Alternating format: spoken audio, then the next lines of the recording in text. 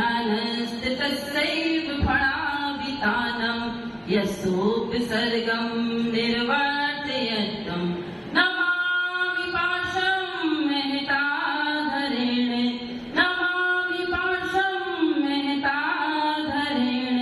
बोले 1000 श्री चिंतामणि पार्श्वनाथ भगवान की, 1000 श्री महावीर भगवान की, गोमटेश्वर बाहुबली भगवान की, अनंत सिद्ध परमेश्वरी भगवान की।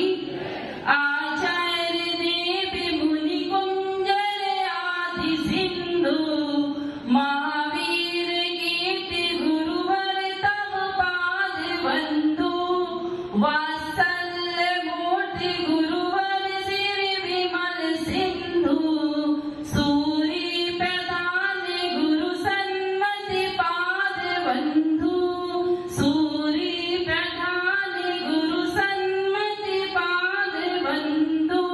बोलो परम पूज्य चक्रवर्ती आदि सागर जी महाराज की, परम पूज्य चक्रवर्ती महावीर कीर्ति जी महाराज की। उपास है क्या?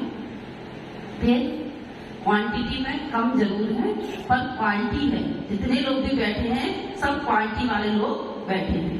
बोलो परम पूज्य चक्रवर्ती महावीर कीर्ति जी महाराज की, परम पूज्य चक्रवर्ती विमल सागर जी महाराज की। बोलो परम पूज्य तपस्वी संघर्षी सन्मति सागर जी महाराज की। सागर जैसा ज्ञान है जिनका आगम के है ज्ञानी, सरिता से ये उपकारी है मिथ्य सी है वाणी। सन्मति गुरु की शान हो गुरुवर आचर पद पे विराजे, ऐसे दिव्य तपस्वी को त्रिकाल नमोस्तु हमारी। गुरुवर के चरणों में जीवन अर्पण है, अचल सुंदर सागर जी को नित्य प्रतिवंदन है, अचल सुंदर सागर जी को नित्य प्रतिवंदन है। बोलो परम पूज्य दिव्य तपस्वी वात्सल मूर्ति आचार्य जी सुंदर सागर जी महाराज की।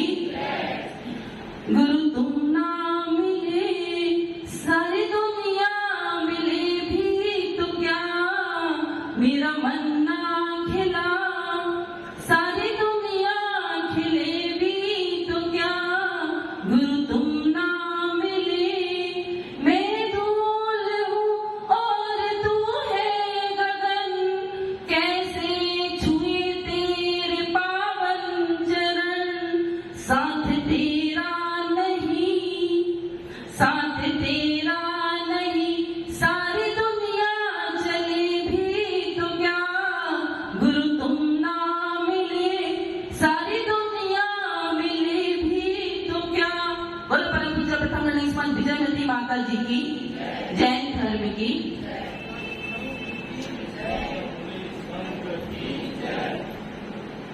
बंधु आज प्रवचन तो नहीं करना, अब आज आप लोगों से कुछ चर्चा करनी है। 16 किसे कहते हैं? कोई बताए कि 16 किसे कहते हैं? बहुत प्रवचन सुनते हो आप लोग, सब ज्ञानी जीव हो, इतने चातुर्मास करा चुके हो, धार्मिक नगरी है और खूब चौका लगाया है। तो 16 किसे कहते हैं? जहाँ 4 प्रकार की शुद्धि का ध्यान रखा जाता है, अर्थात 4 में भी अंतर्भाव हो जाता है कि द्रव्य शुद्धि 4 प्रकार की, क्षेत्र शुद्धि 4 प्रकार की, काल शुद्धि 4 प्रकार की और भाव शुद्धि 4 प्रकार की। तो सबसे पहले हम चर्चा करेंगे कि द्रव्य शुद्धि किसे कहते हैं। द्रव्य शुद्धि में सबसे पहले जल की शुद्धि। सबसे पहले कौन सी शुद्धि है? जल की शुद्धि। तो हमें कैसा जल का उपयोग करना चाहिए? हम जब चौका लगाते हैं तो हमें कैसे जल का उपयोग करना चाहिए? ऐसे कुएं का उपयोग करना चाहिए जहां सूर्य की किरणें पड़ रही हो, जो जिस कुएं का जल निरंतर निकलता हो। अगर जिस कुएं का जल नहीं निकलता है तो वह पानी सड़ जाता है, और जहाँ पे गंदगी ना हो जिस कुएं के अंदर। एक बार की बात है कि हम लोग बिहार कर रहे थे और कुएं का पानी ही लेती थी बड़ी माता जी।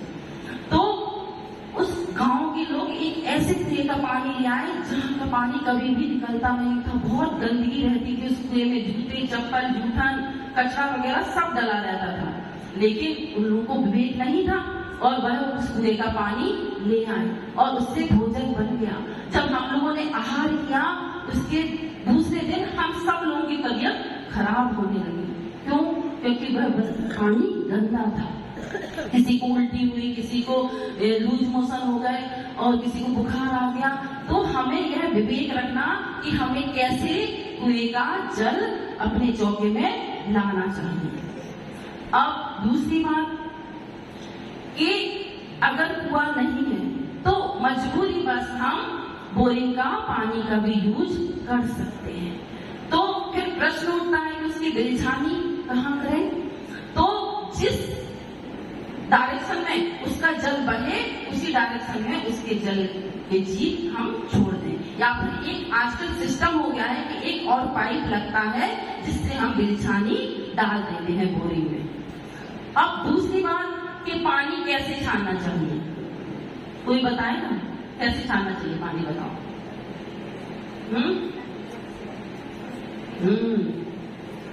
हाँ, कैसा कपड़ा होना चाहिए? इतना मोटा कपड़ा होना चाहिए जिसमें सूर्य की किरणें भी नहीं प्रवेश करें। लेकिन आजकल होता क्या है, आप लोगों को तो छना पानी पीना नहीं है क्योंकि आरओ का पानी पीना है, तो वो तो परमानेंट छना हुआ आता है ना, उसमें हमें जीव की रक्षा के भाव तो होते नहीं है।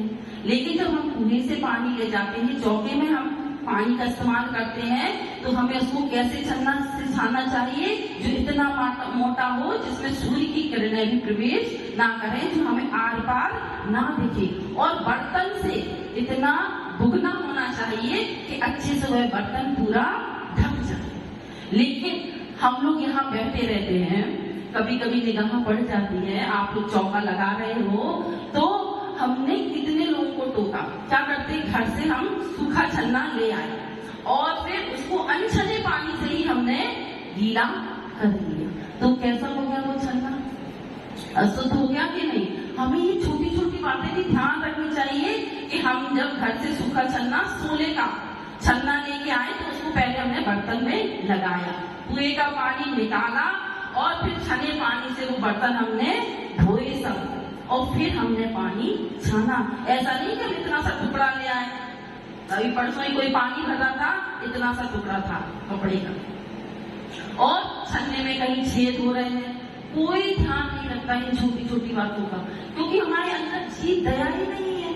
बस एक थोड़ा जिस रूटीन में सब लोग चल रहे हैं, लेकिन हमें ऐसे छन्ने का उपयोग करना चाहिए।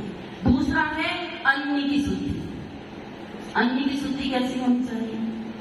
एक घर में आजकल गेहूं धोने का सिस्टम तो चला गया। अगर आप बुंदेलखंड में, एमपी में देखें तो जो ग्रस्त भी गेहूं यूज करते हैं वह पूरा गेहूं धोते हैं। हम लोग जब ग्रस्त अवस्था में थे तो गर्मियों की छुट्टी होती थी अप्रैल मई के जब, तो पूरे साल भर का गेहूं मम्मी लोग धो के रखती थी, हम लोग को साथ में उसमें लगना पड़ता था, क्योंकि उसमें इतना गर्म होती, इतनी हीट होती है गेहूं में कि वो हमारी पाचन क्रिया को बिगाड़ देती है। और जाने किस किस के हाथ से वो गेहूं आ रहा है, कोई पैरों से तो चल रहा है, गंदे संदे हाथों से लेके आ रहे हैं, तो हमें सब गेहूं आए तो उसको पहले अच्छे जल से अच्छे से धोना, फिर उसको अच्छे धूप में सुखा के रखना। अभी तो नहीं सूख पाएगा, तो साल भर का गेहूं हम अप्रैल और मई के महीने में ही सुखा के रख लेते हैं। फिर जब चौका लगाते हैं तो स्पेशल कुएं के पानी से पोंछ के उसको यूज करते हैं। राजस्थान में करते क्या ऐसे? नहीं करते। यहाँ तो बस बाजार से आया और अब क्या मालूम आप लोग पूछते भी उनको कुएं के पानी से कि नहीं, कि आया सीधा बीना छाना और पीस दिया। लेकिन ऐसा नहीं करना। दाल भी पूरे धोना बाजार में, यहाँ पे तो खराब नहीं हो तो वो एरंडी का तेल मिला के रख देते हैं जिससे, लेकिन अगर किसी साधु का तेल का त्याग हो और दवाइयां डाल देते, उसमें कुछ डाल देते, तो हमें अच्छे से उनको धो साफ करके ही यूज में लेना चाहिए।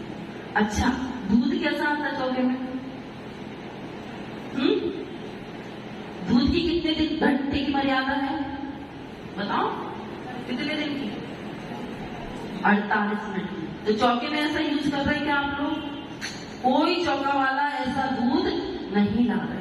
सब 8:30 9 बजे दूध आता है, वो भी साइकिल वाला दूध लाता है और आप लोग चौकों में चला देते। साधु कोई आपसे नहीं कह रहा कि हमें अच्छे अच्छे पकवान खिलाओ, हमें अच्छी अच्छी मिठाइयां खिलाओ, लेकिन हमें शुद्ध भोजन कराओ। हमें आप चाहे दाल रोटी खिलाओ, लेकिन हमें अशुद्ध आहार मत कराओ। कहते हैं कि जैसा खावे अन्न वैसा होवे मन।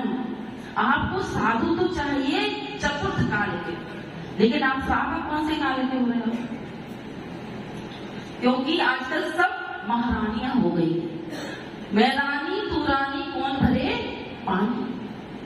तो हमें पहले के लोग खुद स्वयं जाते थे ग्वाला के घर और अपने हाथों से दूध निकालते थे, गाय को नहलाते धुलाते थे, उसके थन पोंछते थे, अच्छे शुद्ध कपड़े थे।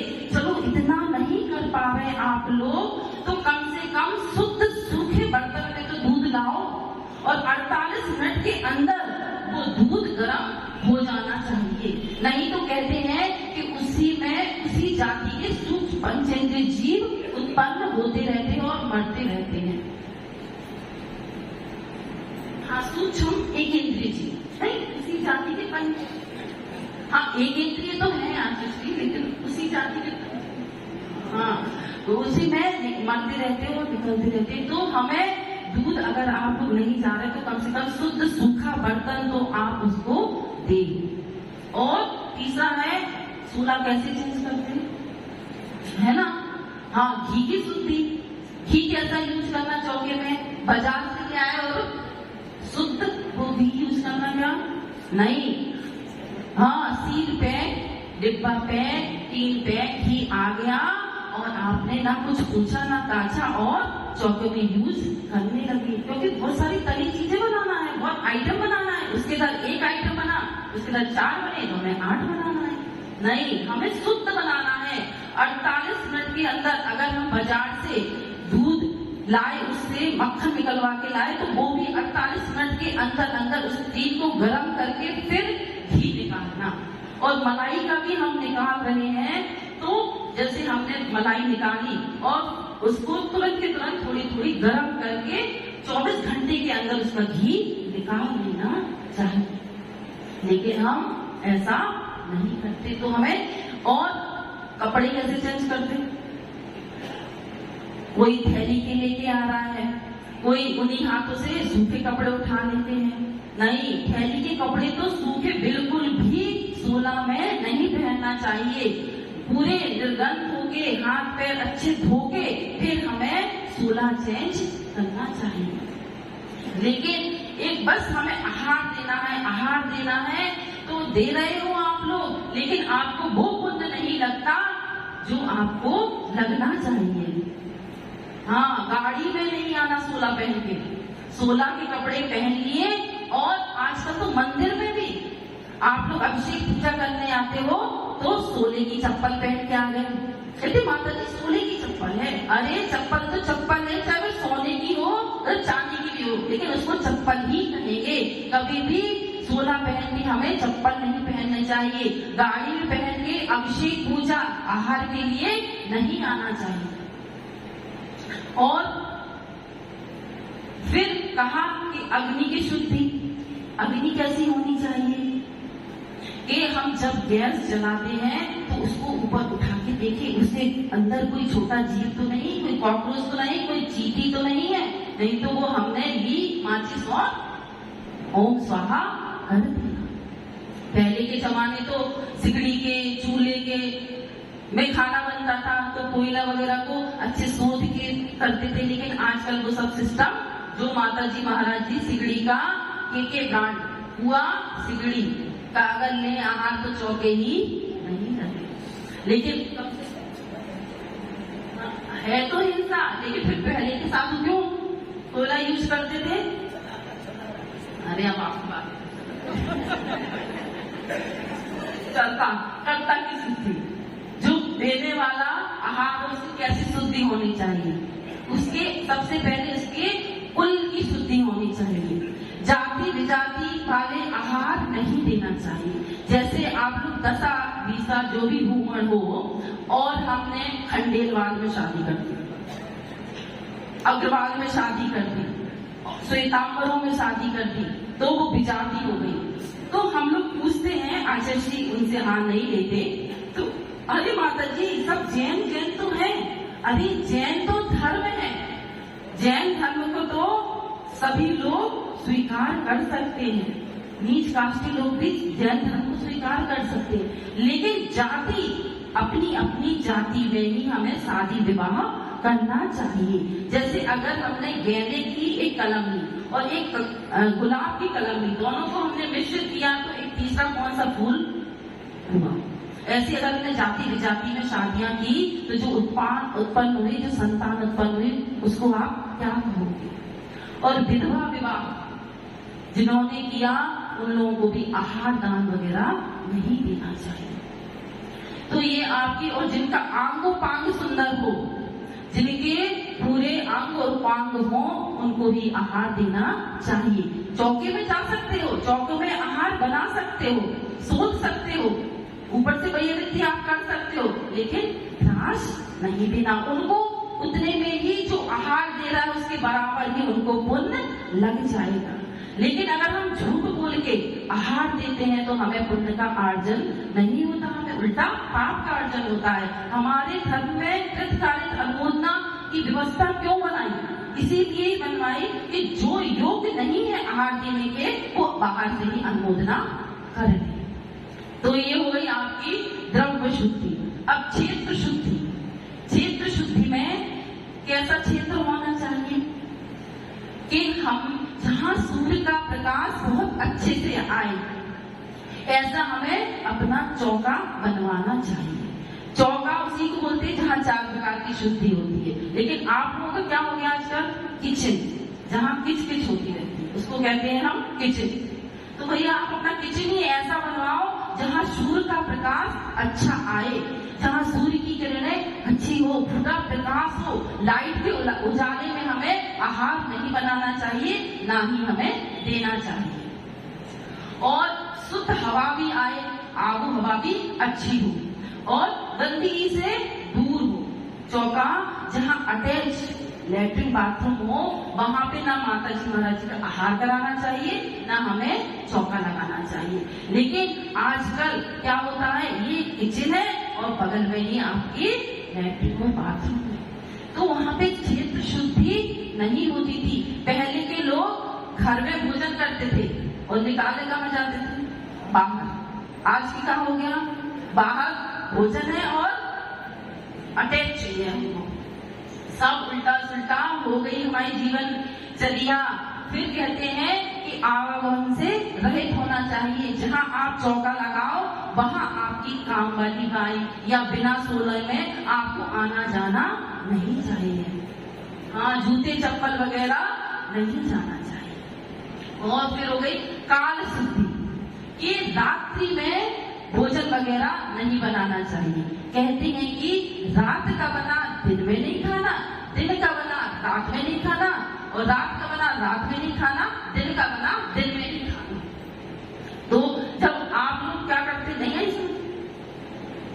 तो समझदार हो सब लोग, सबको समझ में आ रही बात है कि जैसे शाम को देर से दूध आया और आपने रात में उसका मट्ठा जमाया तो वो साधु को नहीं चलाया। जल्दी शाम को ही दूध मंगाओ और तुरंत उसका मट्ठा दही जमाओ, फिर वो साधु को चलाना। रात में फुर्सत में बैठ गए सब लोग और फिर मटर छीलने लगे, सब्जी वगैरह, अनार के दाने रात को निकाल के फ्रिज में रख दो, सब काम रात को कर दो जिसमें सुबह फटाफट चौका लग जाए। ऐसा नहीं करना, दिन में ही शुद्ध अपना मतलब कच्ची सब्जी वगैरह सुधारना। और फिर कहा है सूतक,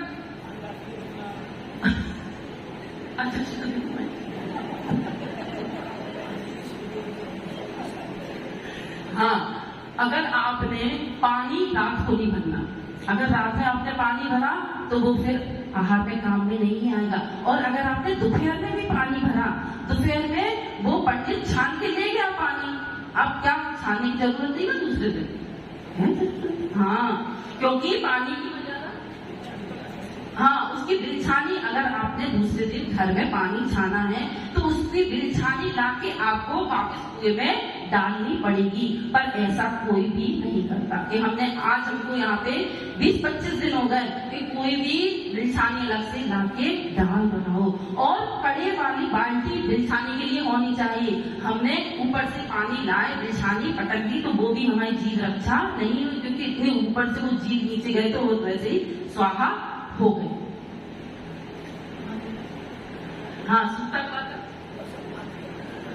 अच्छा आगे करेंगे, ठीक है। ओम नमः सिद्धि।